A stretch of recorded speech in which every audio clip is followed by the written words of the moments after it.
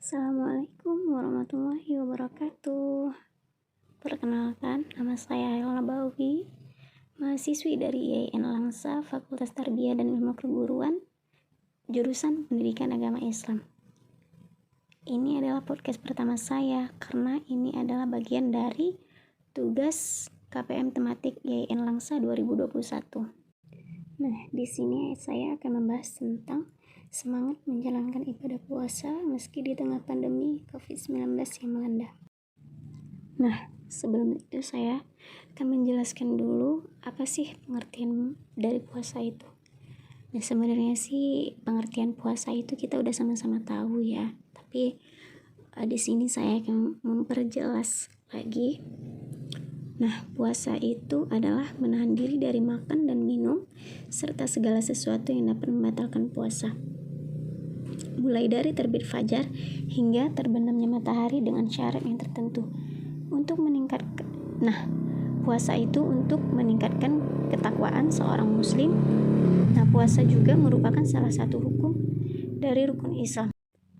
Puasa itu juga wajib dilaksanakannya bagi setiap umat muslim yang berada di seluruh dunia, baik itu yang berada di negara saya sendiri ya, negara Indonesia, maupun di luar negeri sana. Nah, apakah puasa itu hanya untuk orang dewasa? Tentu tidak dong. Puasa itu juga boleh dilaksanakan bagi anak-anak meskipun mereka masih berusia 10 tahun ke bawah. Mengapa? Karena untuk melatih puasa itu bukan harus menunggu kita dewasa. Dari anak-anak juga bisa. Mengapa? Karena itu untuk melatih kekuatan mental mereka. Meskipun itu tidak wajib, kita sebagai orang tua itu sudah wajib untuk melatih mereka untuk berpuasa. Sebuah hadis menegaskan bahwa hadis dari Aisyah radhiyallahu anhu menegaskan ada 3 golongan orang yang tidak terkena kewajiban ibadah puasa, yaitu dari anak kecil hingga ia dewasa, orang tidur hingga ia bangun, dan orang gila hingga ia normal. Hadis riwayat Ahmad, Abu Daud, Nasal, Ibnu Hajjah. Nah, meskipun anak-anak itu tidak diwajibkan berpuasa, sebagai orang tua itu apa mungkin kita membiarkan mereka dan tidak melatih mereka untuk berpuasa? Tentu tidak dong. Meskipun anak kita masih berusia 3 atau 4 tahun, mereka sudah pantas untuk dilatih berpuasa. Nah, aku punya tips nih untuk orang tua yang mau melatih anak-anaknya berpuasa. Nah, aku sekarang mau cerita pengalaman aku dikit nih waktu aku kecil.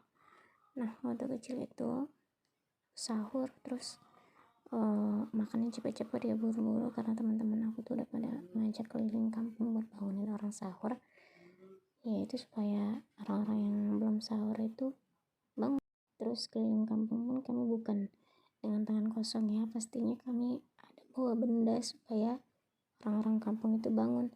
Yang kami bawa itu pentungan, terus yang gak ketinggalannya itu bawa petasan. Nah, berhubung penduduk di daerah aku itu gak ramai, jadi keliling kampungnya itu gak lama, terus habis itu langsung pulang deh. Nah, berhubung aktivitas sehari-hari itu dulu kami jarang lakukan, bukan jarang sih, memang dulu tuh kami gak ada kamar mandi, jadi kami lakukan itu ya di sungai. Semua sih dari mandi, menyuci dan lain sebagainya itu kami lakukan di sungai. Paginya mandi, terus lihat orang tua beraktivitas di sungai, kami juga ikut mandi.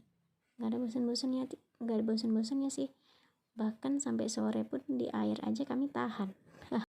Terus yang lebih konyolnya lagi, kalau ditanya orang tua, "Kak, masih puasa?" Pasti kami bilang masih, padahal itu waktu mandi itu jebur-jebur dari ujung rambut sampai ujung kaki basah semua. Terus juga sekali-sekali minum air seteguk 2 teguk ya, walaupun gak banyak, yang namanya lagi puasa kalau masuk benda ke dalam tubuh pasti itu batal ya kan. Ini tuh hal yang gak baik ya teman-teman, jadi kalau yang kayak gini tuh jangan ikutin aja yang baik. Terus kalau dulu itu siangnya itu kami ada kegiatan ngaji ya, jadi mau gak mau kalau ada kegiatan kayak gitu ya harus diikutin walau dengan keadaan lapar, haus, dan ngantuk. Tapi tapi itu nggak ada gimana ya, nggak ada rasa kesel sih sama orang tua, karena itu juga ilmu gitu. Terus yang nggak ketinggalan itu pasti bawa uang jajan ya, meskipun puasa pasti uang jajan itu walaupun 1.000 nggak pernah ketinggalan. Terus kebetulan itu di samping rumah aku itu ada pohon jambu ya, jambu biji dan jambu air. Jadi itu kalau siang itu kayaknya liatnya enak banget. Ini kayaknya kalau buat buka puasa enak nih ya. Terus tuh aku sama temen pasti ngambil sebanyak-banyaknya untuk buka puasa, padahal orang tua itu udah ngingetin jangan banyak-banyak, ngambilnya itu seadanya aja, jadi gak mau bazir. Nanti kalau bazir kan sayang. Aku gak peduli, aku tuh ngambil sebanyak-banyaknya untuk buka puasa nanti. Ini harus dimakan, kayaknya enak banget. Terus alhasil waktu berbuka puasa jadinya apa, bener kan kata orang tua, itu terakhir satu pun gak ada dimakan jambunya dan terbuang deh. Ini juga ya teman-teman, jangan diikutin karena ini adalah hal yang gak baik. Terus selesai buka puasa itu sholat, terus selesai sholat itu nggak ada yang namanya duduk-duduk lagi ya. Aku tuh sama teman-teman aku tuh langsung pergi sholat tarawih. Namanya juga anak kecil ya kan, pasti semangat kali kalau yang namanya malam-malam itu pasti keluar. Tapi salahnya itu di niatnya, keluar itu bukan untuk sholat tarawih melainkan main plus jajan ya. Itu tuh yang paling senengnya kalau tarawih itu, aku nggak pernah ketinggalan yang namanya minta uang buat jajan.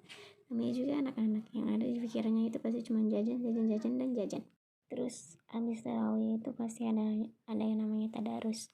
Aku tuh sering ikut ya tadarusan, tapi bukan tadarus sih, malah main-main. Yang ada yang baca itu malahan kakak dan abang-abang aku dulu yang sering baca. Kalau kami sih cuman ikut loncat sana loncat sini aja tuh biar nggak pulang cepat. Nah kalau waktu puasa itu pasti ada yang namanya berbuka puasa bareng keluarga. Bahkan ada yang keluarga yang biasanya nggak pernah ngumpul, jadi waktu puasa ini malah ngumpul semua. Kenapa? Karena ini biar gimana ya, ikatan silaturahimnya itu makin terjaga gitu, biar anak-anaknya pun semakin deket juga sama keluarganya. Nah ini nih momen yang paling ditunggu-tunggu ketika bulan Ramadan tiba ya. Meskipun keluarga aku itu nggak ramai ya, tapi yang namanya udah ngumpul itu pasti seneng banget, apalagi sama keluarga yang jarang jumpa. Tapi sayang kalau sekarang itu kita sama-sama tahu ya bahwa ini tuh di tengah-tengah pandemik, jadi ya kalau buat ngumpul-ngumpul kayak gitu itu apalagi sama keluarga yang jauh pasti itu nggak boleh. Wah ini nih momen yang paling ditunggu-tunggu adalah mudik. Kalau dulu tuh mudik masih boleh ya kan, beda dengan sekarang. Sekarang itu apa-apa kita kerjakan semuanya serba di rumah tanpa bareng keluarga yang jauh dari daerah kita.